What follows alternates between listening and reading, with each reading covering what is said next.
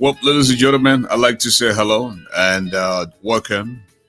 Welcome to a brand new edition of the program, ASHFORD GARLEY Live, on this beautiful Tuesday night as we come to you from Lansdowne, PA. And as always, Father God, want to give you praise, want to magnify your name. Blessed be your holy name forever. Father, want to give you thanks for what you've done and continue to do for all of us. We are grateful to you. In the name of Jesus, we've given thanks. And folks, as always, some heard the name, some heard people talk about them. You've gotten the opportunity tonight. Put the name to the face. Some call him the mastermind, the doctor of law, the medicine of the microphone. But the akuya play second way pelia. Gracias to Bayege, Zeban Plora, Yakuma Traji. Africa's media do extraordinaire. Ash for the giant. And now you know me, Garley. Welcome.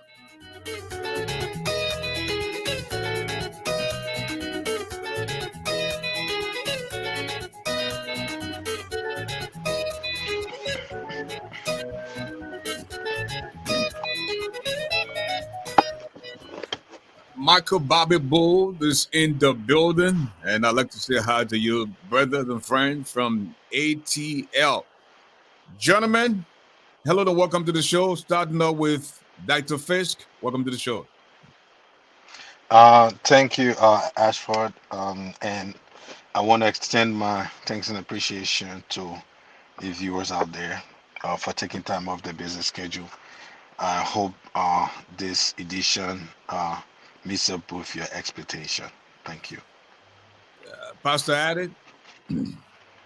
Greetings to all of you wonderful panelists, Liberians.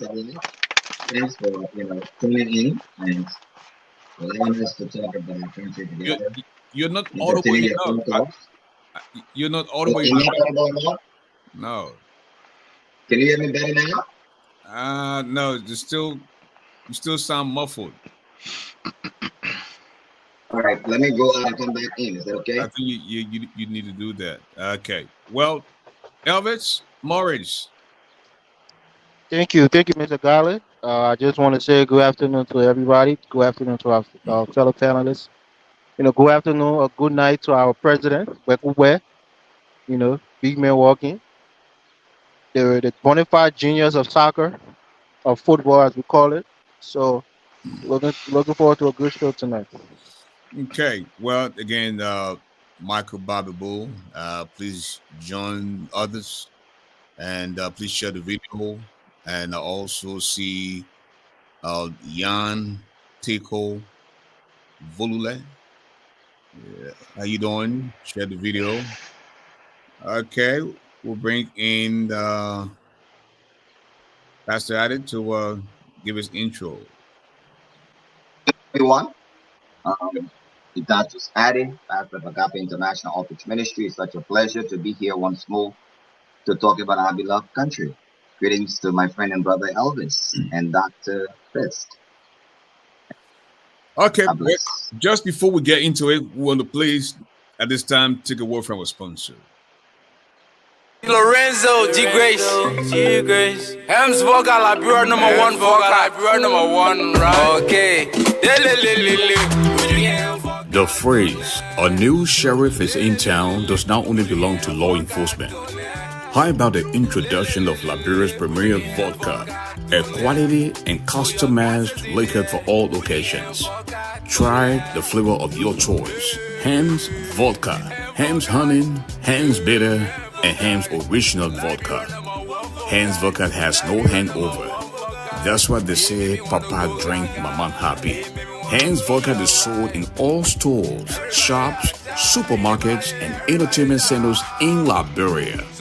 For wholesale, contact Ham's Vodka at 0777 001114, 0777 000 979.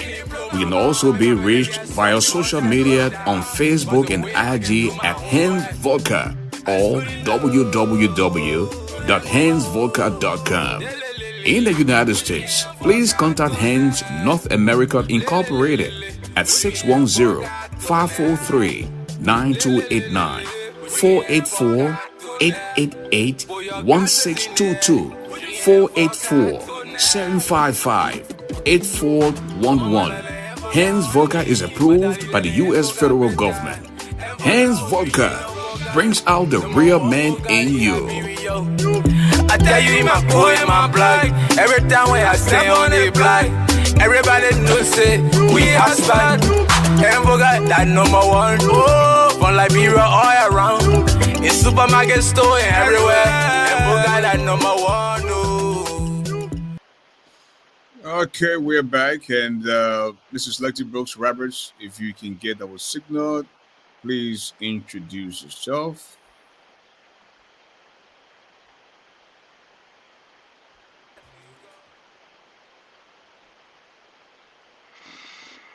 Seem to be having a little bit of problem with the little glacier.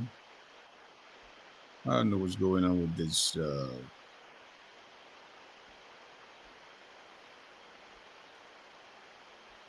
Dr. Sadi, can you hear me? Dr. Fisk, can you hear me? Yes, I can hear you, Ashford. Can you hear me? Yes, I don't know what's going on with the screen is it's freezing here. Just you just have to remove the advertisement. And I just did. Is it still there? No, we got No, a it's black not. screen. Okay, hold on.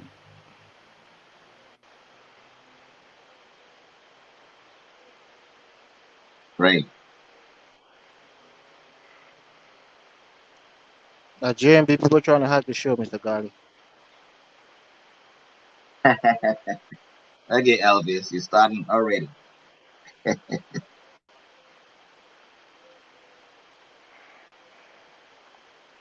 hi to your dad for me. Can you hear me, Elvis? Dr. Fisk, can you hear me?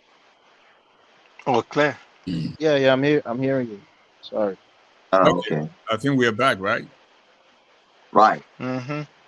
Okay, well, lady and gentlemen, we just completed the first phase of the voter registration process from the first six counties, and let us take a look at what happened and how prepared is NEC going through the second phase. So, Mr. Adit,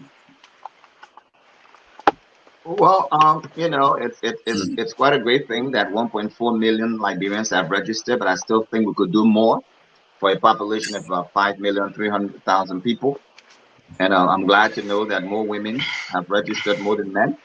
And now they're entering the second phase to be conducted in the various counties. Now they started voters education, voter civic education, VCR or VCU, whatever they call it, happening currently and started April 15th. All of these things are good signs, but Liberians need to register all the more. Shouldn't take for granted that registering to vote and have your voice resoundingly heard is a great thing to do concerning whether or not you're comfortable with where you are now or you want to see a change. That's your opportunity. So it's only fair that you do so. So congratulations to NEC, and hopefully more people will register. Elvis, we just completed the first phase. How do you feel going into the second phase of the voter registration process? Yeah, for me, I would say what a time to be alive in terms of being a Liberian and engaging in the politics in our country is really exciting. I think you can see it by it reflected in the amount of people that vote that register to vote. And I think this election will be perhaps maybe the highest turnout in the history of our country. Part of that has been our population has grown over the last 10 or 12 years. But I think a lot of people is active, and this is what we want to see in our country. People being, a part of the democracy in the nation, and maybe we have another million or so. So maybe you have about 2.5 million people that will probably register to vote this election. So if there's any outcry, let the opposition say it now. Because if George Weah win a landslide in the second round, they will say that phantom votes. These people didn't exist. Grand Crew County grew by 60 or so percent. They will start looking for all the excuses. But we're seeing it right now. A lot of people are registering. Nobody is complaining. So when George Weah take over 1.5 million votes, nobody should complain about it. That's all I would say.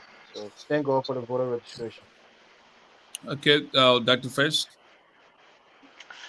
Yeah, two comments. First thing first, before I even move forward, I noticed that one of the panelists is carrying George Weah's picture. That's product placement, and that's free advertising for CDC. So if CDC was an advertisement for the president, and of course, there are proper ways to do that rather than trying to give the impression that Bridge Radio basically endorses the candidates of George Weah. That is exactly what he's doing. Well, he's just removed it, which is good. And then coming to the issue, um, I agree with the last speaker that the opposition needs to be up to the task. It's not just about criticizing Mr. Weah all the time. Okay, if you need to have a functional opposition. Because I was looking on Facebook and I saw the comments from Mr. Costa, basically criticizing, being very critical of the outcome. But the outcome is the outcome. There was a process before the outcome. So you have to be critical along those steps. As the process is proceeding, you begin to challenge those processes because the outcome comes from the process. And if you've remained silent, okay, all through that, then of course you also have to some extent accept the outcome, which is what the last panelist was saying, and it makes sense. Mind you now, in the midst of what we've seen in terms of the outcome from NEC, there was a Farmington River agreement that was signed. While that agreement was being signed, all of these irregularities have been discussed widely by a number of political pundits out there, including this program, and we've not been seeing anything active. Only after the fact, then the opposition in the person of Mr. Costa is beginning to talk. It's not making any sense. They need to be a little more functional. That is, and that brings me to you. What do you make of not being proactive? That Dr. Fisk just said after the fact. And if So we first of all, let me just correct one or two things. The opposition has been proactive. okay, How? The CPP took a lawsuit questioning the legitimacy, quite frankly, of the NEC inability to redistrict portions to reflect the increase in population that the fraudulent census conducted by the government claimed to be legitimate. The CPP took that issue to court have they got any under the leadership redress? of L. Have they got any redress? Thank you. Well, yes, when they went to court, the court dismissed the case. They lost the case. All right. Not only that, um, 7 to 8 political parties put a joint resolution together and submitted that to the House of Legislature and the Senate, Tell us about the outcome. contesting the. Well, I mean, the opposition are very peaceful people, but their voices are being heard. So when we sit here and say that they have not been proactive contesting these issues, that's not true because the facts are very clear. They've been to court. They didn't win at the court level. About 7 or 8 political parties came together and condemned the census, even submitted a resolution to our both houses concerning the report of the census. So for us to say that they have not been active to address this issue, that's not true. Yeke Koluba has been constantly been very proactive. He is a part of political party or the opposition, speaking up against the ills, the fraud that is taking place within these different voter registration, such as the two ladies, Miss Yancey and the first lady, that the NEC fired, who were in communication with Moluba Molu concerning the fraudulent activities to have new voters go and register at different polling stations. So the opposition has been very, very forceful and loud on the discrepancies that are currently taking place. So the facts are very clear. It's public secrets. The voter trucking all over the place. The opposition have spoken against that before. So I just want you to know that the opposition has been spoken, I mean, speaking about it. So I don't know which news we're listening to, but the facts are obvious. So, but you said the opposition went to court and they lost, right? Correct. But isn't that the rightful thing to do? They are advocating through the law. They're not trying to be violent. Do you They're being agree very that civil. if we continue on this path, we will see we see Joshua being ushered in in 2024 as for his second term? I sincerely beg to differ. The data is quite frankly is quite different from what has been reported, and certainly, I mean, congratulations to my friend and brother Elvis, who has already giving his, his partisan, his first partisan, the presidency. But that kind of wishful thinking remains to be seen in the near future. October 10th is not far from us now. But when you go to Okay, court, not yeah, come in, James. No, yeah, because the pastor said, James. To be fair, let huh? Elvis come in. To be fair, that Elvis come in, then you can follow. Thank you. Okay, Thank you for the opportunity, Mr. Garland. I will say this. I think one of the things that the judges or the judge, I think it was Justice Nambwe, that said that I don't know if I'm quoting this right. I think it's something like the fruit of the poisonous tree, right? It's a doctrine in law where you can't benefit from the very same thing that you're coming to argue against in court. So Alice Comey registered to vote. He went through the process. He participated in the process. He registered to vote. You know, by default saying that the process was right and he partook in it. So you can't partake in something that is fraudulent or wrong and then go to the court and pray for redress. So I think the court rightly dismissed the case, as you rightly said, Mr. Garland. I don't know if JMB was part of that case or if they had a separate case, but the reality is I think everything is going well. I think the budget for the NEC is quite low in terms of, mobilizing people and really going out there and reaching out. But overall, the process has been smooth. So, there's nothing real to say. We just wait for October 10th for a second term. But so far, there's no fraud like like Reverend Addy is trying to insinuate. I don't see any fraud or any irregularities. I think the issue with the censors, the court has settled that issue, so it should be laid to bed. Should be laid to bed. That's Okay, all. James. yeah. And I think I kind of refute, the what the pastor said. Just because let's step back a little bit and see what happened in the saga pertaining to Cummings versus Republic of Liberia when the now dismissed Solicitor General was in charge of that case that was basically intended to oust out Cummings from this whole political process. We know very well that when it went through the Liberian courts, what they were coming up with a ruling that would essentially not have been in the interest of Cummings. So what did Cummings do? Cummings took it one step further and was able to turn the whole process on its head by introducing other variables into the dynamics of the legal politics of Liberia. So it's one thing to talk, okay, but how active, especially in this kind of high stakes game? Is it just sufficient that you would take? Is it just okay? Well, at least they saw us doing something. No. Okay. Once upon a time, when the CDC was in opposition, there will be times that those guys will go and camp out at the U.S. embassy. Okay, those guys were extremely active. Okay, and they put a lot of pressure to bear on the government. They were very vocal. No one is saying that the opposition should get in the street and start destroying property and all that kind of stuff.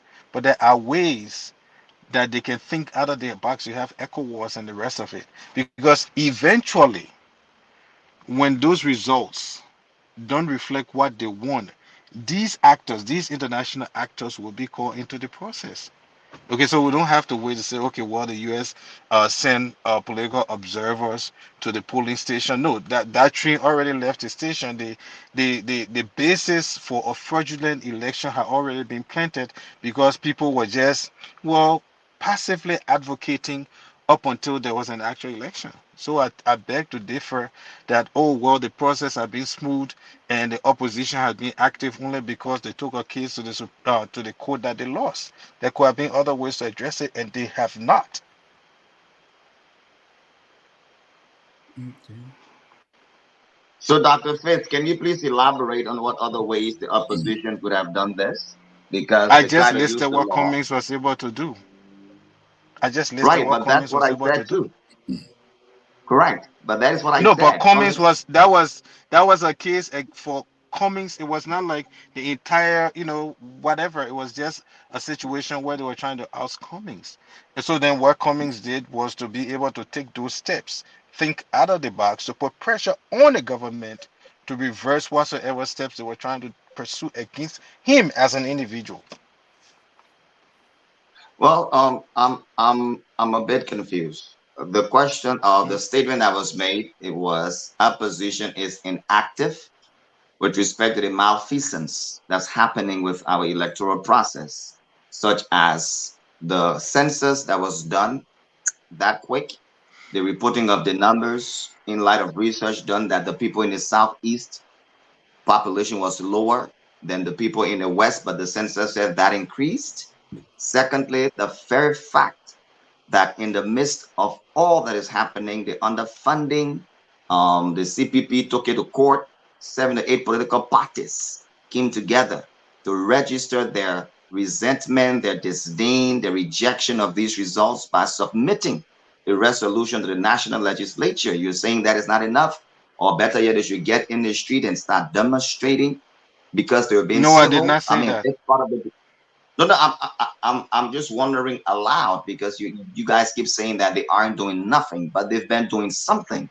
They've not just been sitting down. They've been What I've advocating against said the is that census. They've been very loud. what they've done is insufficient, and they can do more. Just because if the process is fraudulent, you should be able to advocate to its logical conclusion. So, in other words, if you think something is faulty, continue to press on until you get the results that you seek. That's politics. The end justifies the means. That's basic politics right there.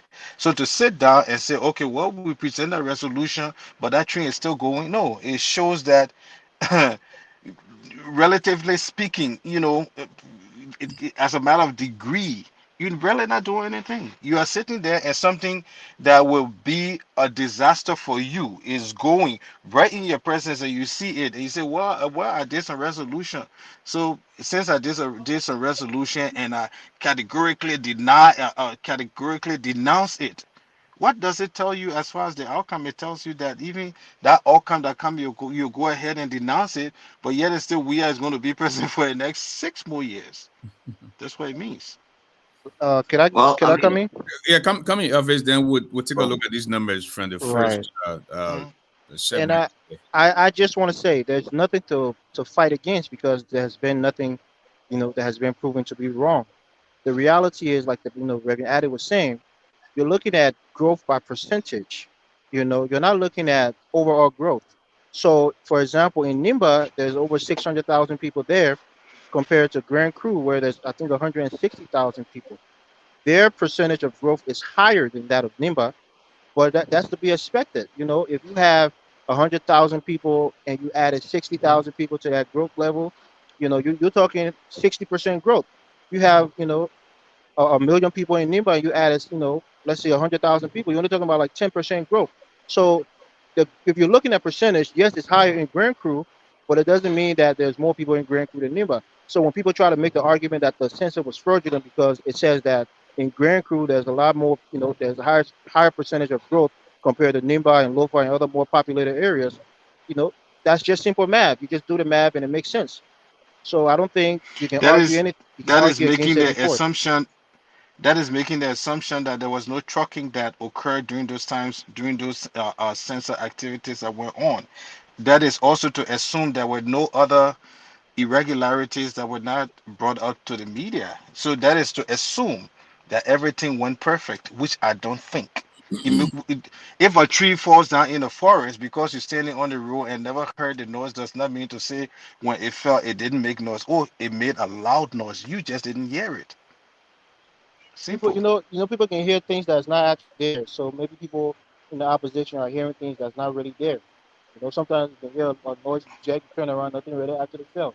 So maybe you're making the analysis of, So so some so kind of that, ghost so that being brings there. me to ask Pastor Added that you first off, when you came, you congratulated NEC for the first phase of the voter registration.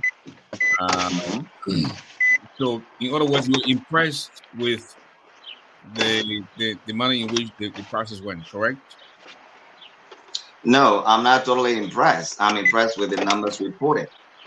Okay. Okay, so I'm not here to just lambast everything that is being done. I'm impressed with the fact that whether it's seditions who are registering the vote or the opposition, I'm impressed with the fact that Liberians have registered. We've been asking NEC for the numbers, and they finally put the numbers out. Mm. And I'm saying congratulations for that service, as necessary for our knowledge as Liberians who are observing the process.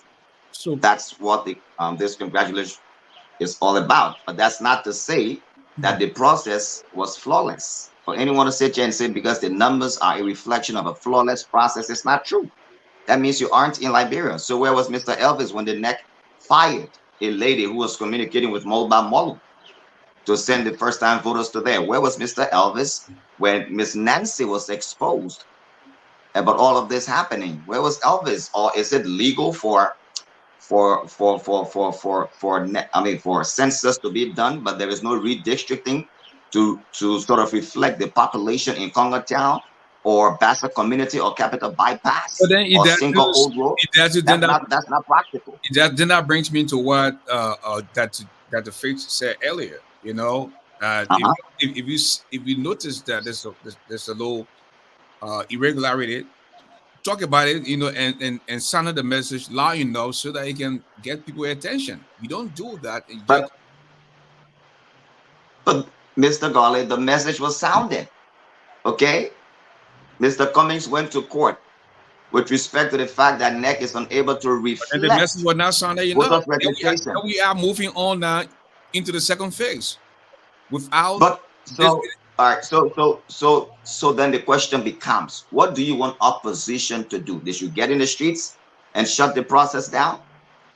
I'm not part of the opposition. I should be asking you that. Right. So great. Thank you for asking me that question. So this opposition believes in the rule of law, civility, persistence through passive resistance, because we're still trying to maintain and retain the peace of Liberia. So they must not be overlooked because they aren't being, loud and violent as CDC in the past. That doesn't mean that they cannot be forceful, assertive, and able to shut the city down. They can do that, but they are exhausting every legal remedy. They are pursuing this process with sheer civility, respecting the peace and security of the nation, whilst at the same time the dignity of the country for a peaceful coexistence. So it must not be misunderstood for others to think otherwise, that because the opposition are using the law and using every other means through our House of Legislature to address this matter, it means that they have been silent or they are not advocating. I think that is a mischaracterization. And hence, members of the government or seditions must not misunderstand this truth and this pursuit to be weakness. Okay, let us take a look at the numbers from the first phase of the voter registration, the process. First off, we have for females 711,410 registered voters, and then for the males, we have 723,399, totaling 1,435,209. And if we would go to bombing females, we have 30,676, males 33,719, totaling at 64,395.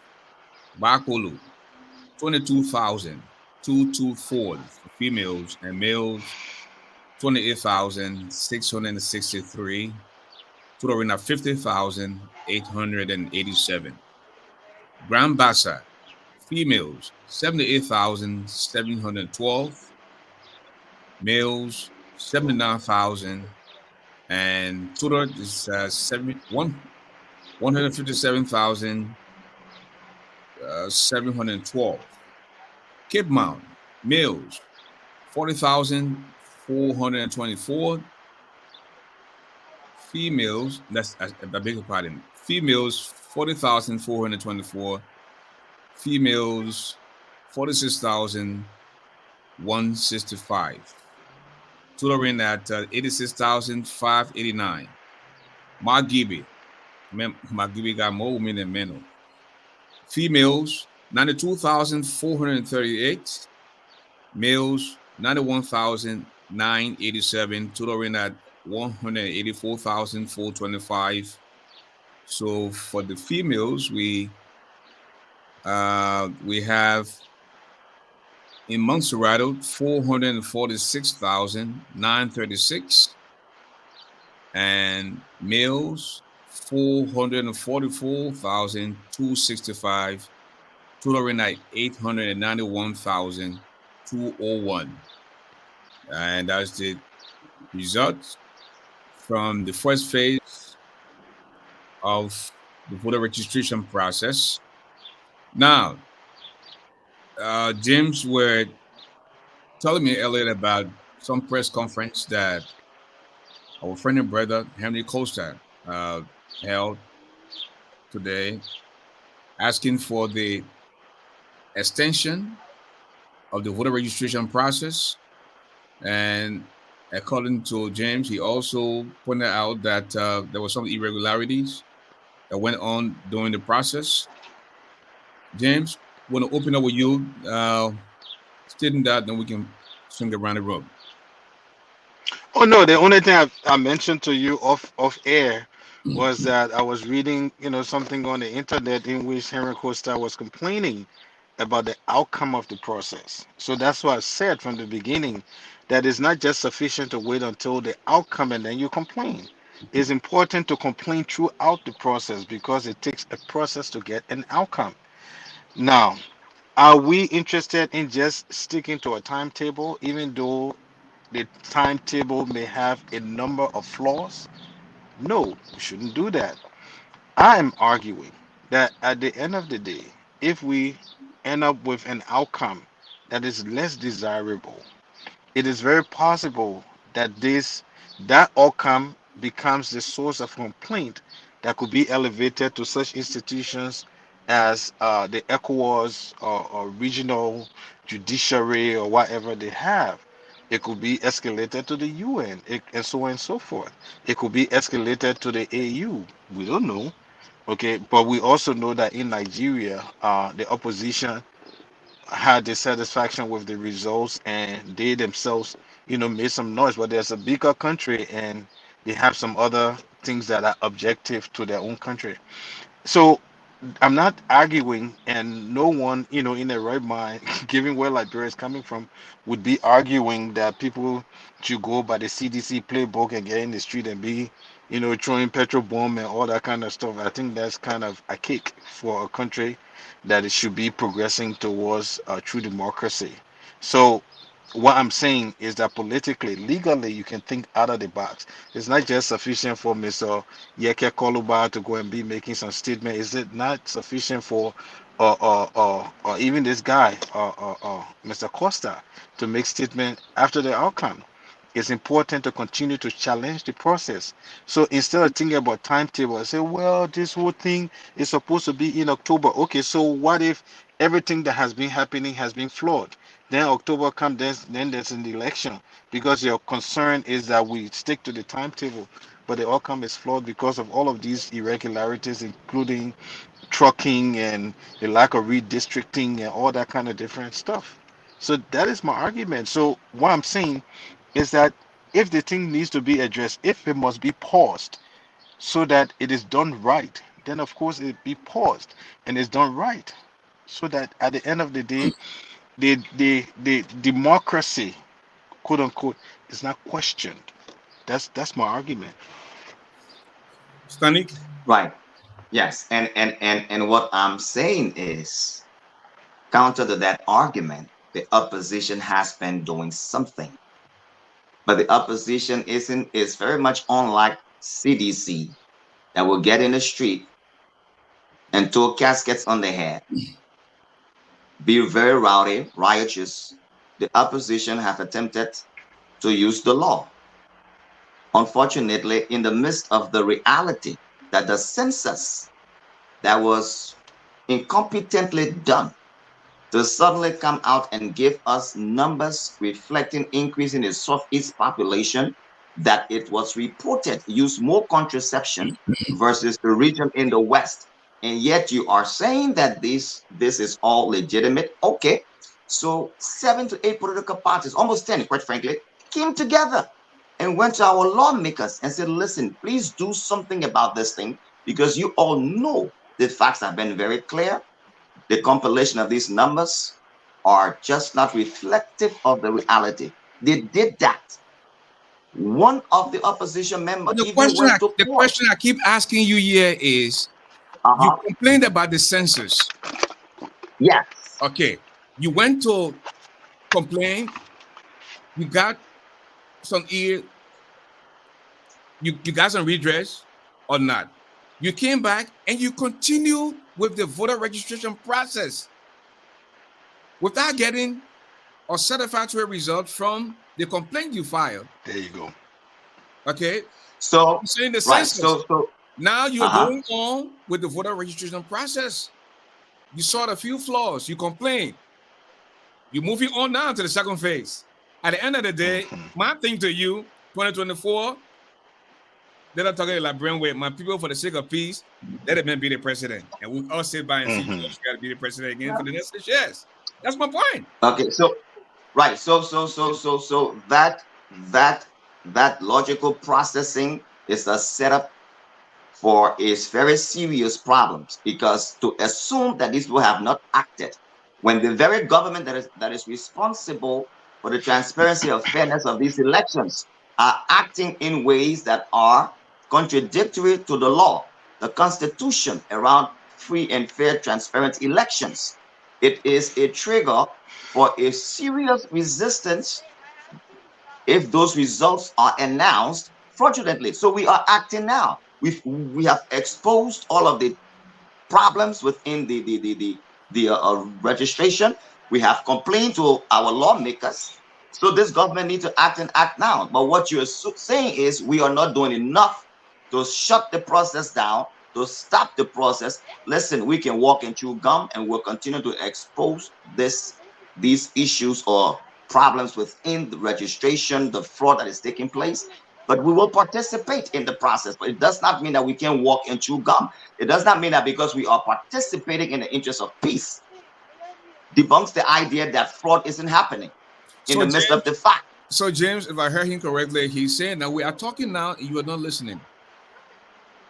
Don't wait until we go to the polls and following the election, you announce that so and so is the president and will come in our numbers and say, you know what, there will be no result, there will be no election, and this is what is that what he's saying, James? Yeah, the thing is, I can't. It, what I've said is what the pastor just agreed with. Okay, and what I've said is that no one is asking to use the CDC playbook. So I've said that. So no one is Correct. requesting for mayhem, right? So we agree on that. And then I've also said that we cannot wait for the outcome. Okay, we have to contest the process before the outcome. Okay, that's where we have some disagreement because we come from a different angle when it comes to how to protest the process. Okay, the pastor is of the view that the fact that there was a resolution and that there have been individuals who've spoken, then that's sufficient to continue to play by the rule. I'm of a different opinion. What I think is that, and I use Mr. Cummings' issue as an example, when those people were trying to use the legal system in Liberia through people with questionable character, like the list, like the Solicitor General, Mr. Cummings just left all the people sitting down there and went over them and was thinking out of the box to be able to legally subdue that whole process. And that whole thing it went away as if to say it didn't even happen in the first place. And no one talks about it, but Cummings got a significant legal political victory. That's what I'm saying. That at the end of the day, because the pastor is like, at the end of the day, if we get these results, we're going to challenge it, da da da da da.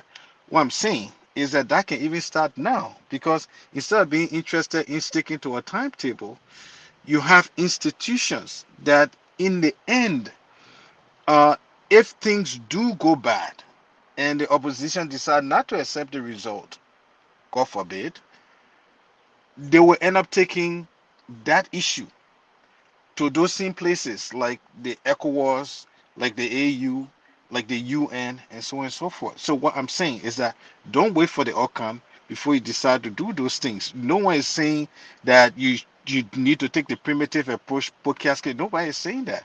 What I'm saying is that you can take a more sophisticated approach to deal with this thing, even if it causes it to slow down, so that it is done right.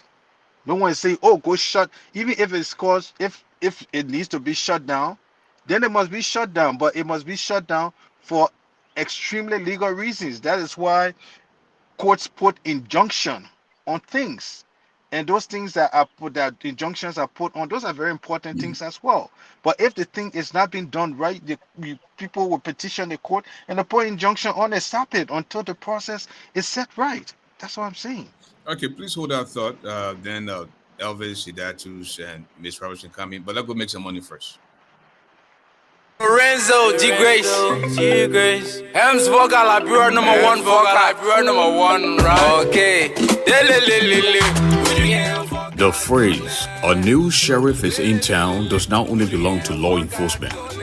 How about the introduction of Liberia's premier vodka, a quality and customized liquor for all occasions? Try the flavor of your choice. Ham's Vodka, Ham's Honey, Ham's Bitter, and Ham's Original Vodka. Ham's Vodka has no hangover. That's what they say, Papa drink, Mama happy. Ham's Vodka is sold in all stores, shops, supermarkets, and entertainment centers in Liberia. For wholesale, contact Ham's Vodka at 0777 001114, 0777 000 We can also be reached via social media on Facebook and IG at Ham's Vodka or www.hansvodka.com. In the United States, please contact Hans North America Incorporated at 610-543-9289, 484-888-1622, 484-755-8411. Hans Vodka is approved by the U.S. federal government. Hans Vodka brings out the real man in you. I tell you, in my boy, in my blood. Okay, Elvis. Thank you.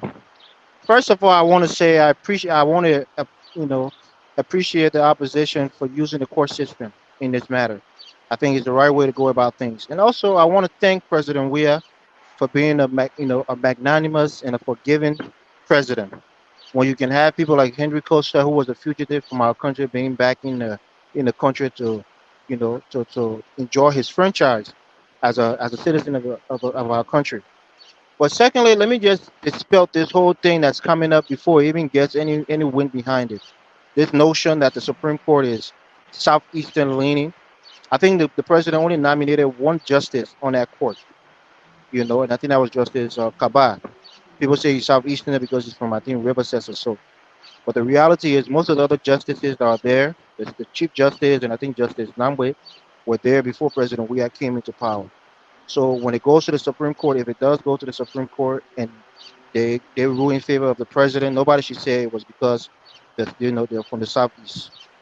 But secondly, I just wanted to say this, there's nothing. I've said it before and I'll say it again. There's nothing there for the opposition to be throwing casket on the head. The casket was symbolic of Ellen Johnson's to leave, involvement in a war that killed over 250,000 people in our country.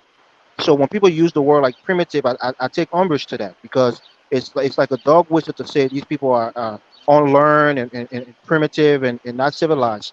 So I think Dr. Fix, you're a world learner man. I'm sure you have a bigger vocabulary than I do. You can use a better word to describe seditions instead of calling them primitive. I'll leave it there. Like Lexi Brooks Roberts, if the mic Can is, I respond? He I was just, yeah, he single you out. Okay, go ahead. yeah, he just okay. So you have a situation, you have a Truth and Reconciliation Commission, right?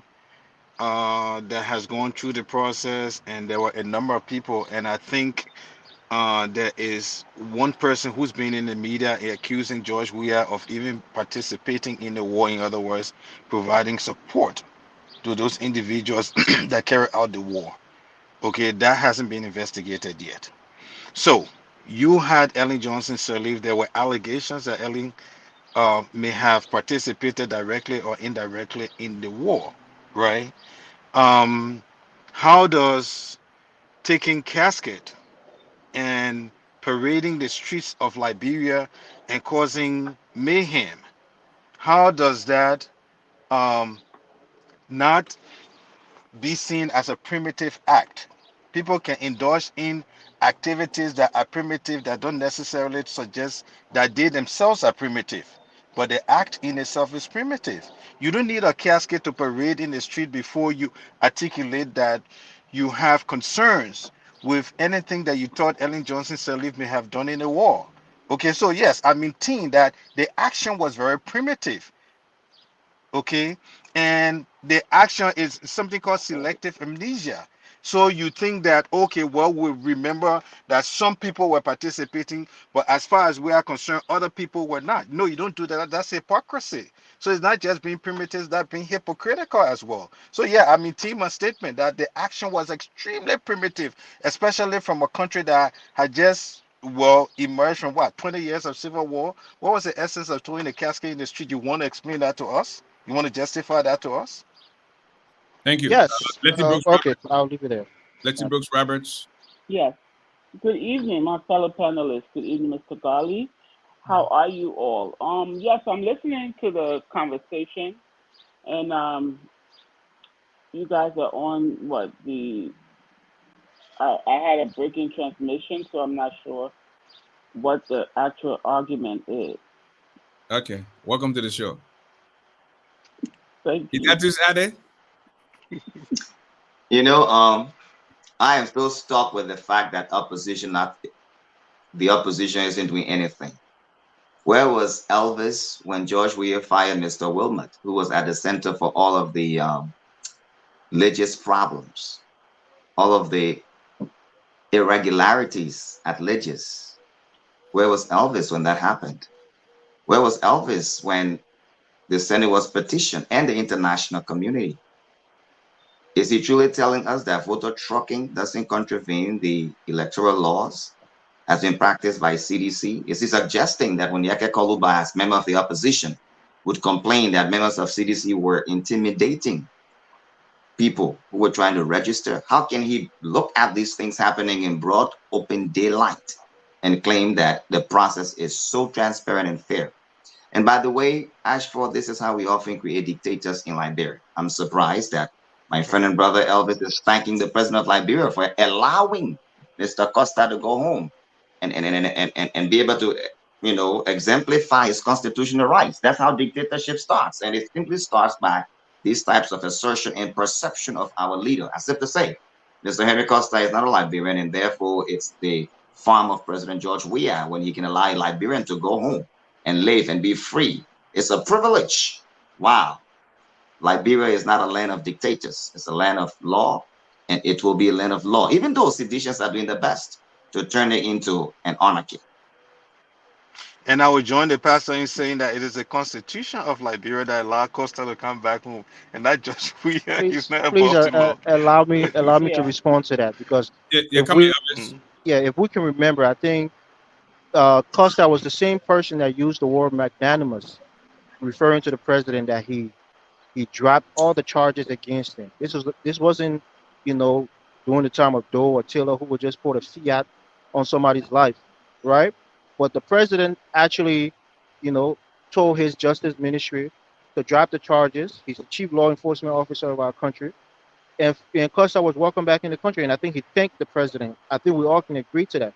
So it wasn't George Weah just saying Costa is not allowed in the country. No, it was a process that was played out, and he was a fugitive because he used a forged, document that was given to him by some rogue, employee in the ministry. I don't know what ministry that fallen in. Maybe that foreign Allegedly, ministry. allegedly, No, it was proven. That's why there was a it warrant was out for his proven arrest that as it a was it fugitive, and he was fled to false. Sierra Leone. So what I'm saying is, I'm not saying this to say that he doesn't have a right, but the government is the one who enforced the laws, and he broke the laws, and the president, pardoned him, in that regards. But again, to you, Dr. Fitz, people always say this thing: the CDC are the one who are belligerent, and we're the one who tend to get down in the gutter and cuss people out and call people names. But you're doing that right on this platform tonight, and I think it's unbecoming of somebody of your stature to do something, to start calling people primitive. It's this whole notion that CDCians are uneducated, they're the lowest in the society, but yet instead they're the vast majority of our country and they support this president overwhelmingly. So I think our language should be used. The language on this show should be used more respectfully because we don't want to go into the gutter. We want to be respectful to each other on the show. And CDCians who are listening will take umbrage to your language, calling them primitive. Thank you.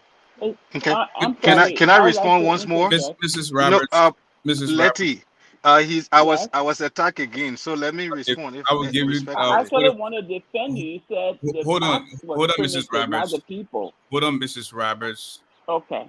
45 minutes, Mr. Dr. Fisk. 45 minutes? Yeah, 45 you seconds. have you have you You know have what I people meant. with PhD. You have people with PhD that go and take a gun and barbarically shoot somebody and kill them. It doesn't mean that person is a barbarian. The act is barbaric. Okay. So yes, throwing casket on the head was extremely primitive. It doesn't necessarily mean that the people are primitive. The action was primitive, and I continue to maintain that. So let's go back and look at the Costa thing. As far as the Costa thing is concerned, the first law of nature is the law of self-preservation. So if you think that your life is threatened and you think you need to look for legal process to escape, then you must be a fool. So I think it was smart on Henry Costa's part to use whatever means possible to escape out of Liberia to preserve his life. So if that is something that Costa himself would mischaracterize as the president being magnanimous by allowing him to come back to Liberia after he escaped for his life, then I think even Costa mischaracterized what occurred. And I still maintain my You're statement. speaking from a secondhand perspective from a guy who was there firsthand and is thanking the president, but yeah, you're saying you're putting words in his mouth and saying he mischaracterized the events that happened, something that he was a part of firsthand. I think that's a bit of hubris, Dr. Chris. The reality is, even using the word primitive is not in the right context because when you're talking about primitive, you're talking pre-civilization, where were there primitive human beings putting castor on their head and demonstrating before civilization came to play? Of course not. It's just a smart way of insulting seditions, and that's why I'm pointing out against it. I'll leave it there. And Okay. I continue to say, I did not insult any sedition. I'm saying the action of throwing casket in the street was primitive. Why don't you understand? What's How do you primitive now about then it? elevate? What How do you primitive then civilization was doing that? Or what Miss, primitive man you can saw I doing that? what interject? primitives, what is that? Was that the only way to articulate to Ellen Johnson Sirleaf that they had concerns about whether she may or may not have participated in the war? Don't you think it was also prejudicial that you would throw casket in the street, giving the impression without proof that she participated in the war? Don't you think it's kind of primitive that you would do that? I Not keep saying, necessarily that the people are primitive, but the action is primitive. what's primitive about it? It's What even the word prejudicial. primitive? What does Well, it mean? What a primitive mean? Okay. Let me primitive bring you. means Come on, guys. Let me bring you this. primitive means that you've Thank not you. Thank properly you, Fisk. addressed, you've not understood the totality of what you are doing, but yet and still you continue to indulge in it. That's being Thank you, Dr. primitive. Fisk. Thank you, Fisk. Let me bring in Mrs. Letty Bush Roberts. Yes. Thank you, Mr. Garley. I just wanted to interject just what Dr. Fisk said. the word when you're describing something, you have to use an adjective that it is like, and it's not an insult that they were that he's not insulting the people. He's describing a behavior. If you say you guys are acting um some kind of way because you're more educated, or you use another word, of course I'm not adding it. You would add it. You're just telling people of the same thing physicians say of for example, the ANC, that they think they're so educated. There's another word they use. So everyone has a descriptive word to describe what they feel or what they see. So yes, that behavior was primitive, because I know when I was growing up, primitive people carry, the the people that I saw were primitive. They didn't know better. So they carried the caskets on their head and they ran around with it. Who does that? That's what they knew. But I'm sure today they walk and carry it, or they put it on something and take it to the grave. They don't go around running around, So when you know better, you do better. But even to that argument, if they were just demonstrating that because she was part of the war, for example, why were they then being denigrating by using, putting underclothes on their heads and putting ketchup and all that kind of stuff when they have mothers, they have sisters? So how is that indicative of she participated in a war? So yeah, it's descriptive. So you can choose to use the words that you want, but you Thank you. cannot stop someone else. It's not an insult. Thank Okay. you. Well, again, as we wrap up tonight, to call this a night, we just go around the room and I leave in 30 seconds each for a closing statement as we get ready to come back on Friday night. Let me begin with the Reverend Idatu Zadi. Well, thank you, all of you wonderful Liberians and the panelists. I'd still like to encourage all of us Liberians as we move into phase 2, in spite of all of the discrepancies and irregularities, the voters' intimidation that we're seeing, the voter stalking. Please try to register and vote. An overwhelming victory at the polls cannot easily be cheated or stolen by any incumbent, no matter what. Register and vote. Liberia is at a very critical juncture that requires your involvement. Speak Thank, through your votes. Thank you. thank you. Elvis, 30 seconds, please. Thank you. And thank you to my fellow panelists. I just want to say this. When you hear people crying, more than the bereaved, but people crying in advance, just know that they're worried. Because how do we know out of the 1.4 million people that registered to vote, the majority of them are not in the opposition? So you're only talking about trucking and things that we have no empirical proof of, but just by hearsay, word of mouth, and we're taking it to be facts. They're not. The court has already ruled. We have legal luminaries in our Supreme Court who've already ruled on that issue, and they said the process was fine. Thank So you. I'll leave it there.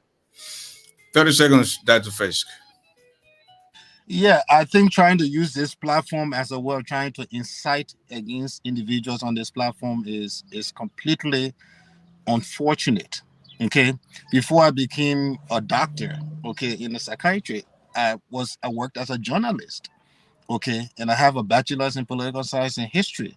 What it means is that I'm not emotional when I'm describing situations as I see them, as maybe a BBC reporter or a CNN reporter would have equally described what they would have seen. If somebody saw somebody cutting a human being, they would say that cannibalism that's ongoing. Okay, so let's not then try to elevate it and use it as a basis of trying to incite against individuals on this program. I mean, we had a panelist starting this program by trying to give free advertisement to the president, trying to give the impression that Bridge Radio as an institution endorses George Weah. I mean, all of these things are unbecoming. I am a journalist and a professional journalist by profession. That was my first profession, my brother. So I'm not just coming on this program and just talking because I just feel like talking. No, I know exactly what I'm saying. And I'm very descriptive because I had an excellent tenure when I worked back in Liberia as a reporter. Check out that and then you will know. Thank you. Lady Brooks Roberts, Yes, thank you again. I 20 appreciate you seconds. all. Great, 20 seconds. Okay, you came Great late. conversation. Yes, I get punished. I know. Great conversation. Thank you to our viewers and to all of you that participated tonight. We ask you to come back on Friday. We thank you for your time, and we say to the Liberian people again, carpe diem, take action. Okay, well, thank you again.